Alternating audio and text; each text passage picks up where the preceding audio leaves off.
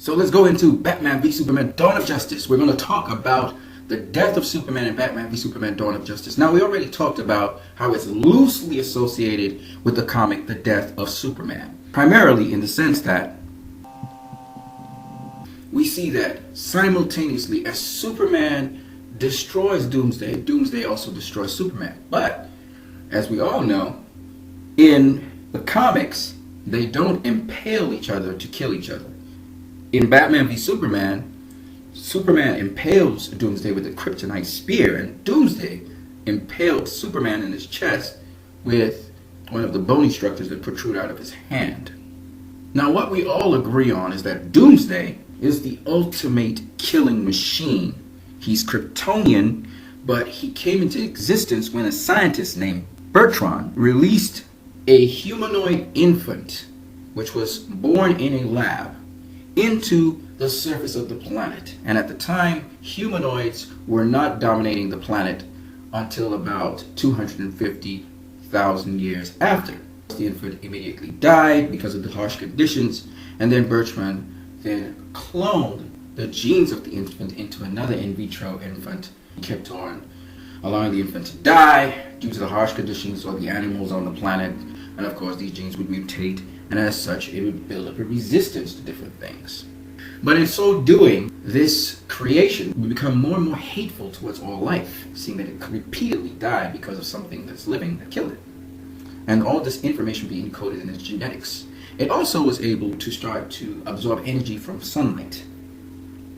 So that Doomsday, in the original canon, the original Doomsday depended on solar energy. Didn't need food or air. And it just lived to destroy. It was not intelligent. It was a mindless killing beast. And it eventually killed its creator, Bertrand, and went free on Krypton, and then on a killing spree in different planets. Now, as you know, Doomsday killed Superman in the canon. And the only person to kill Superman, actually, in the canon. Now, that is the origins of Doomsday. Now, in Superman Doomsday Hunter Prey, we get that background information. Now, this Doomsday, after he appeared on Earth and faced Superman, he was actually pushed out into the stars by a imitation Superman.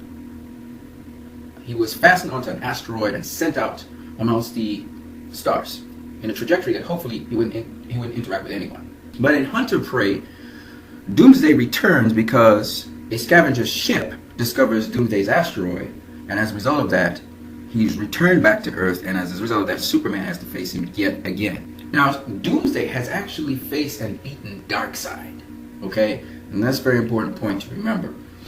In Hunter Prey, Superman does meet Doomsday and pushes him to the end of time, but he's brought back from the end of time by Brainiac. And basically in Doomsday Wars, Brainiac tries to clone Doomsday because he can't control Doomsday's mind. He tries to clone Doomsday and use that clone and put it into a human. Superman is able to watch Brainiac's plans. Now, Doomsday is later released by the Suicide Squad, destroys the Suicide Squad, and then he goes on to fight the Imperiex probes, destroying them. But when he faces the Imperiex utterly destroys him, blasting him so that he only has a skeleton left. He is retrieved, and Lex Luthor helps to regrow his flesh. In this comic, Doomsday can fire heat rays out of his mouth. So he actually sends out flames. Here he's sending out flames out of his mouth to hit Martian Manhunter, who is afraid of fire. That's his weakness. Here he is fighting against Superman. This is a hologram of Superman. But in this form of Doomsday, he actually has intellect. He has intelligence. Here again, you see him firing the fire out of his mouth, the flame. And Doomsday, he tends to make adjustments. He tends to make changes. So in this particular comic, you see Lex Luthor restoring Doomsday. And we also see some of the things we saw in BVS, Doomsday firing heat rays out of his mouth. The other thing that's very interesting about this particular comic is just known as Doomsday Rex. After Superman defeats Doomsday, he is taken back by the government. And Lex Luthor was behind this all along. He was using Doomsday to test him out. Here you see Lex Luthor saying to Darkseid, because Lex Luthor has affiliation with Darkseid. You also see in the deleted scene Lex Luthor seems to have some affiliation with Darkseid, one of his agents. Indeed, yes. He says, "Then Darkseid, let us consider the war debt between our two worlds, Apocalypse and Earth, as having been paid. Remember, Luthor, uneasy lies the head that wears the crown." He made a deal with Darkseid to deliver him Doomsday and test him out on Earth. Here you see them wheeling off Doomsday inside of a containment. Later on, Darkseid would make clones of Doomsday, but this is the original Doomsday, mind you. This is the original Doomsday from since the beginning. Okay, this is not a clone of him. He was destroyed by the Imperiex, but now Lex Luthor was able to help him regenerate. And right here it talks about that, how Doomsday's skeleton was retrieved and his flesh regrown by Lex Luthor using Superman's Kryptonian DNA. Okay? And then he handed Doomsday over to Darkseid to repay Earth's war debt to Apocalypse. And Darkseid uses Doomsday's body to make a clone army, but it's not as strong, okay? Now Doomsday's seen in Infinite Crisis, in the New Krypton. Then we have the Reign of Doomsday, where other clones of Doomsday were created, but the original Doomsday was taken again, and Superman and company, they able to harness him to fight against one called Doomslayer. Doomsday seemed to add more and more to his arsenal. When we began out the first time you saw Doomsday, he was basically this hellish, very strong, very fast, very powerful, absorbing monster. Now Doomsday had other features. Doomsday would be able to have intellect for a moment. He would actually fire back heat rays or fire from his mouth. Very much like the Doomsday we saw in Batman v Superman. Now the Doomsday that we saw in Batman v Superman, it was actually, though, the process that was utilized was Zod's body and Luthor's blood, his living cells. But there are a number of different origins for a number of different forms of Doomsday, so we'll get into that. So in the New 52, in this comic, it gives you again the original Doomsday's history, and one of them is where he encounters Lara L after he's been destroying and ripping up Krypton, killing a lot of people. Lara L faces him, fights him, but she's getting defeated by him until General Zod comes and actually neutralizes the situation. He fights Doomsday, and then he overcomes Doomsday, sending him to the Phantom Zone. But Zod himself was sent to the Phantom Zone for treason later on in Krypton's history. Zod begins to admire Doomsday. In the New 52, Wonderwoman encounters Doomsday. And in that encounter, Doomsday is killing people left, right, and center, and Wonder Woman is fighting him, but she is no match for him, and he breaks her arm. So in the second issue of Superman Wonder Woman, we realize that Wonder Woman's arm is broken by Doomsday. Superman comes in just in time, Doomsday disappears, and he disappears because he seems to be moving in and out of the Phantom Zone. How? Some teleportation device, but he is getting in and out of that Phantom Zone. So Doomsday is continuously adding to his repertoire. In Superman Doomed, Doomsday adds even more to his arsenal, and Wonder Woman again meets him and fights him. Here at Doomsday, he has, as you can see, this blue hue over him, and this is a kind of toxin or poison. And somehow he's able to teleport from the Phantom Zone and appear and attack people. In this case, Steel lost the battle to him and he was infected by him. Wonder Woman also fought him, stabbing him down his core. See that blue stuff coming off on her? She talks about the blue stuff being poison, but she still keeps on fighting him. Superman blasts him with his heat vision, and then Doomsday, instead of attacking them, turns tail and he runs away through the portal. So you see that even in the New 52, Wonder Woman has fought Doomsday.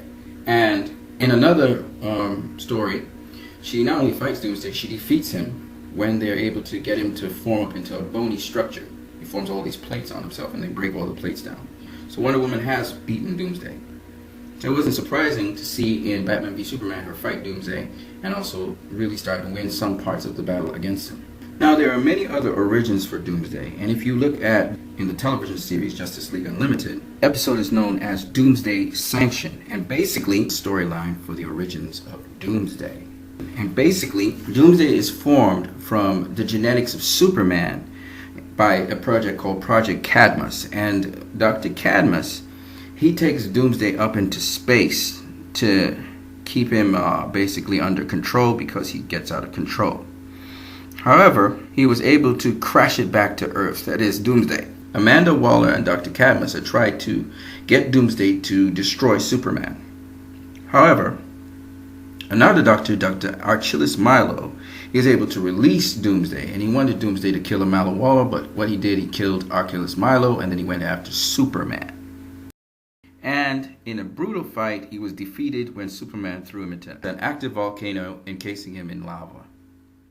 This type of Doomsday that they talked about in this animated story is very similar to the Doomsday that was created through General Zod's body and Lex Luthor's blood, because it was just the method of cloning that was the thing that causes Doomsday. It's not by getting part of Doomsday's DNA, even though that would be useful, by actually just cloning something over and over through a certain particular kind of procedure. And it probably can be rapidly done over time as well.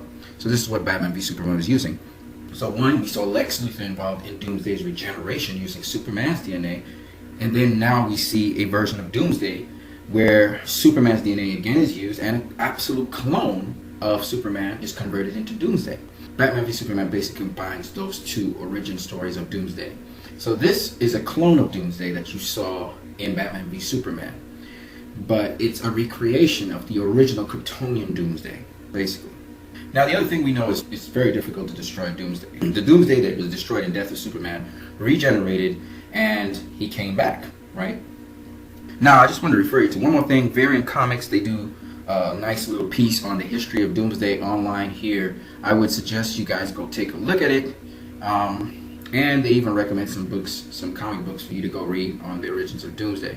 So that's my little sketch on Doomsday, but not just basically Doomsday, also how Superman fought Doomsday, how Wonder Woman fought Doomsday, how Batman had almost nothing to do with Doomsday. He fought Doomsday from a distance, and that's because Batman's a human. He's no match for Doomsday, okay? Wonder Woman, she's fought Doomsday and have succeeded in beating him once. Now, when it comes to Superman, Superman defeated Doomsday at least twice. Batman has never defeated Doomsday. So, Batman has no right to be there in that battle with Doomsday, and that made sense, all right? Even though Batman was a smart guy that led Doomsday to Gotham, the abandoned Gotham City port. If you look at Doomsday in the comics, he's a hell of a lot bigger than anyone. Thought I covered everything there concerning Doomsday. I just want to make sure I had all the data out there. Now, if you haven't seen Batman v Superman, go see the movie. And you guys have a great one.